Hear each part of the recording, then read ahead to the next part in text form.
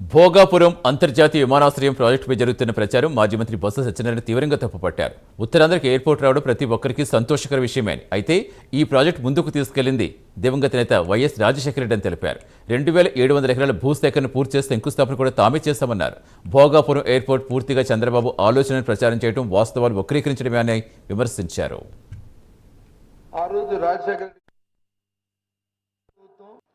కొత్త విమానాశ్రయం నిర్మాణ ఆలోచన చంద్రబాబుది. 2019లో శంకుస్థాపన చేశారు. 60% భూసేకరణ పూర్తి. ఎవరు నమ్మిపోతారు? కొత్త ఎయిర్పోర్ట్ ఆలోచన చంద్రబాబుదా? ఎవరు చెప్పారు?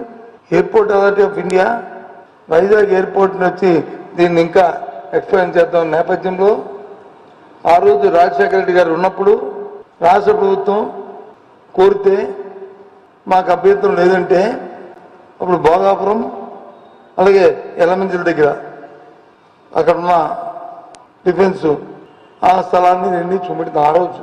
అప్పటి నుంచి టెక్నికల్ ఎయిర్పోర్ట్ ఆఫ్ ఇండియా వచ్చి దీన్ని పరిశీలిస్తూ ఫైనల్గా 2013 ఆంధ్రంలో ఎవరు మన కిరణ్ కుమార్ మంత్రిగా నేను పిసిసి అధ్యక్షుడిగా ఉన్నప్పుడు మళ్ళీ పరిశీలన చేసి భోగాపురం అనువైన స్థలం అని చెప్పి ఆ రోజు నిర్ణయం చేశారు. దీనికి చంద్రబాబు నాయుడు వచ్చి